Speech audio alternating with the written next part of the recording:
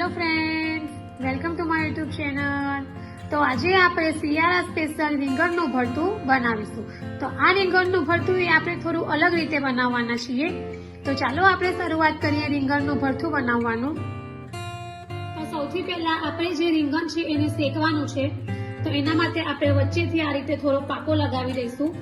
કાપા લગાવવાના બે ફાયદા છે. એક તો આપણને રીંગણ વચ્ચેથી બગડેલું છે કે નથી તે પણ ખબર પડશે, અને બીજું કે આપણે જ્યારે રીંગણને શેકવા મૂકીશું ત્યારે રીંગણ ફાટશે નહીં અને એકદમ સરસ રીતે શેકાઈ જશે. તો આ રીતે આપણે થોડું કટ લગાવી દઈશું અને હવે આપણે એને ગેસ ઉપર શેકવા મૂકીશું. તો હું અત્યારે આ રીતે ગેસ ઉપર ડાયરેક્ટ જ રીંગણને શેકવા મૂકું છું.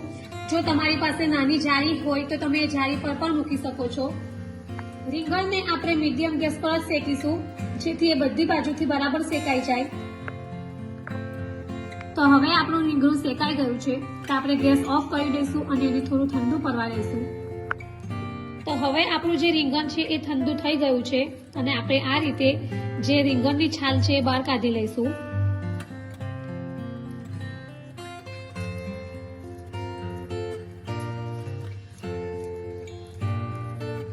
રીંગણ ઠંડુ પડશે એટલે એની જાતે જ આપોઆપ આ રીતે બધી છાલ બહાર નીકળવા લાગશે.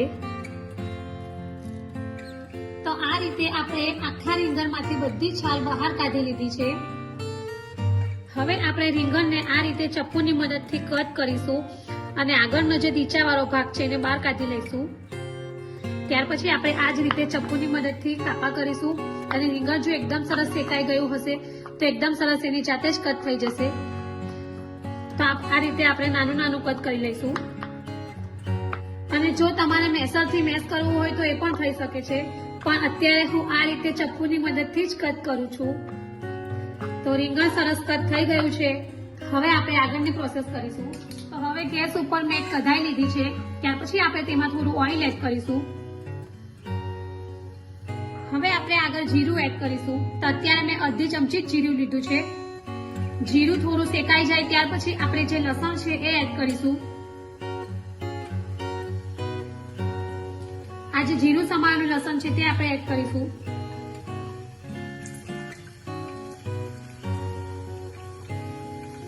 અત્યારે આપણે જે રીંગણનું ભરતું બનાવી રહ્યા છીએ તેમાં આપણે લીલા મરચાંનો બિલકુલ ઉપયોગ નથી કરવાનો, કારણ કે લાલ મરચાંથી જ એનો સ્વાદ ખૂબ જ સરસ આવશે. તો આપણે ખાલી લાલ મરચું જ ઉપયોગમાં લઈશું.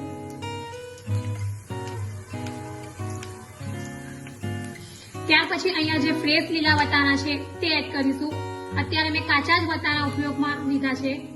તો નોર્મલી આપણે જે રીંગણનું ભરતું બનાવતા હોઈએ છીએ તેમાં આપણે ઓનિયન અને ટામેટાનો જ ઉપયોગ કરીએ છીએ, પણ અત્યારે હું થોડું અલગ ટાઈપનું ભરતું બનાવું છું, તો એમાં મેં વટાણાનો પણ ઉપયોગ કર્યો છે. તો હવે આપણે 1 થી 2 મિનિટ માટે વટાણાને થોડા શેકાવા દઈશું.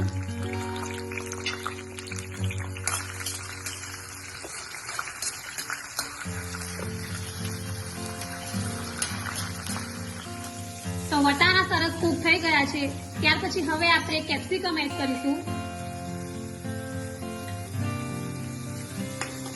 અને એને પણ આપણે 1 થી 2 મિનિટ માટે બરાબર સાંતળી લઈશું, જેથી કેપ્સિકમ બરાબર કૂક થઈ જાય.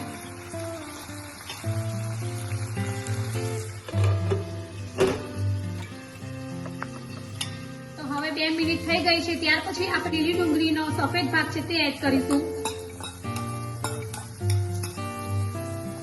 શિયાળામાં લીલી ડુંગળી ખૂબ જ વધારે પ્રમાણમાં મળતી હોય છે, તો આપણે ભરતામાં આ રીતે લીલી ડુંગળીનો ઉપયોગ કરીશું તો રીંગણનું ભરતુંનો સ્વાદ ખૂબ જ સરસ આવશે. અને હવે આપણે 1 મિનિટ જેવું એને સાંતળી લઈશું બરાબર.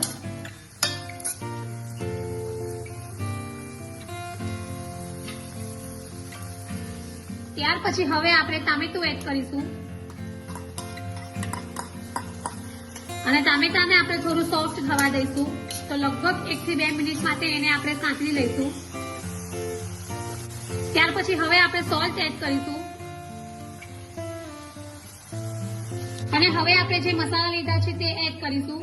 તો અત્યારે આપણે કોઈ પણ બીજા વધારાના મસાલાનો ઉપયોગ નથી કરવાના.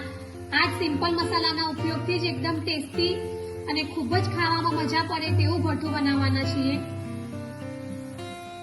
તો આ રીતે આપણે બધા મસાલા એડ કરી દઈશું. અને આ રીતે બધું જ બરાબર આપણે મિક્સ કરી લઈશું.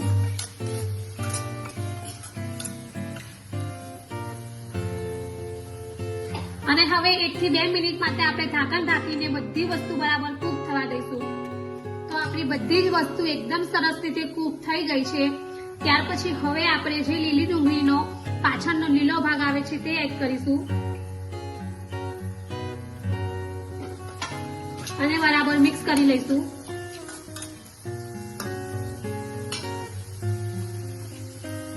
ત્યાર પછી હવે આપણે જે આ રીંગણ શેકેલું છે તે એડ કરીશું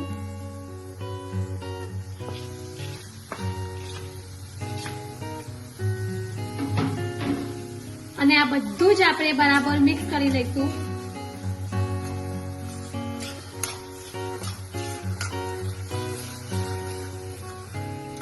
અત્યારે શિયાળામાં જે લીલા વટાણા હોય છે, લીલો કાંદો હોય છે તે પુષ્કળ પ્રમાણમાં મળતા હોય છે. તો આપણે એનો ઉપયોગ કરીને આ રીતે ભરતું બનાવશું તો ભરતું ખૂબ જ ટેસ્ટી અને ખૂબ જ સ્વાદિષ્ટ બનશે. હવે એને આપણે 1 મિનિટ જેવું થોડું કૂક થવા દઈશું.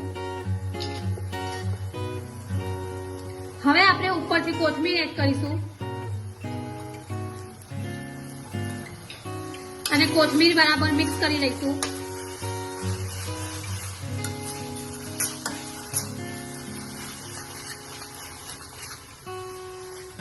તો આપણું રીંગણનું ભરતું બનીને રેડી છે. હવે આપણે એને સર્વિંગ બાઉલમાં સર્વ કરીશું.